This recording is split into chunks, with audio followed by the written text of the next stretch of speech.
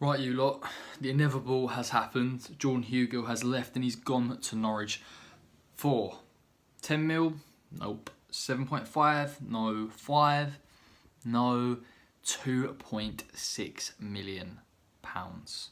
So we bought it for 10 million a couple of seasons ago. Obviously, it was Moyes' first transfer window, and now we've sold him to Norwich permanently for 2.6 with add-ons to 5 million pounds. So we obviously sold a Jetty now for what, 5, Hugill for 2.5 and a bit. Realistically, we've probably lost 8 million.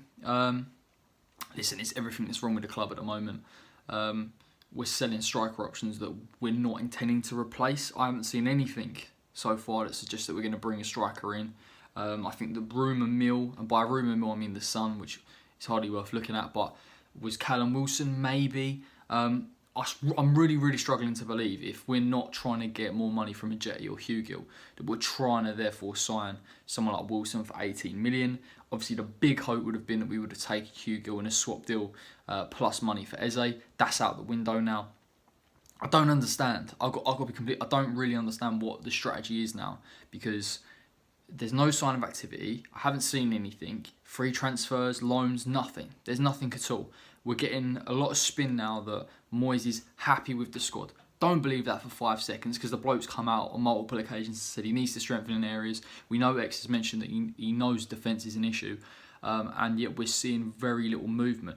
More worryingly than anything, we're actually seeing less movement from the fullback positions. Anthony Robinson's now moved to Fulham. Matty cashes out off to another club. We are scraping around for signings. The 2 centre-back signings we've been linked with, Chris Smalling today. You know, we're talking about trying to get him in on a free. That ain't going to happen for me. You know, he's just gone to Roma, done really well over there. You know, they're going to want at least 10-15 million pounds for him.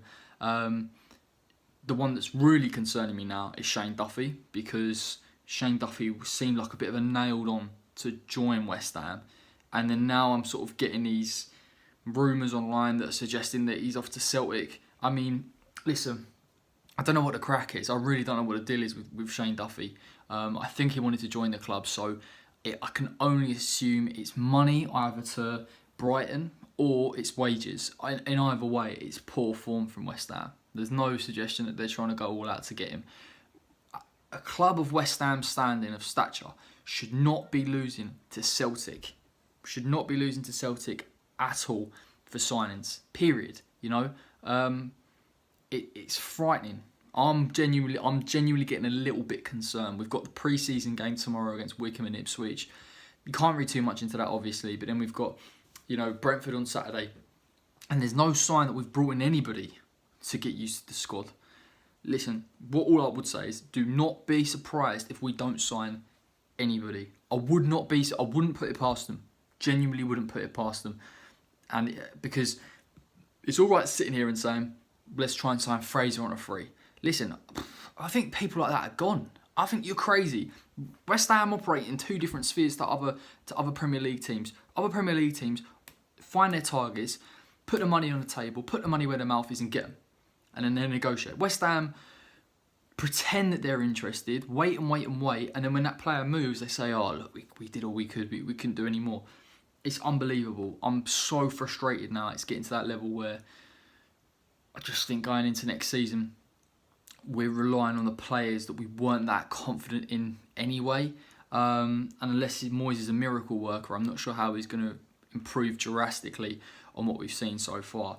So again, the transfer issue remains. It seems to be getting worse. I'm hopeful, almost bizarrely, you know, hopeful that we can go and get someone in the next 2 to 3 weeks before the Premier League starts, because I just think in some positions we're 2 or 3 injuries away from being in a real crisis. So not very positive, but until next time, take care.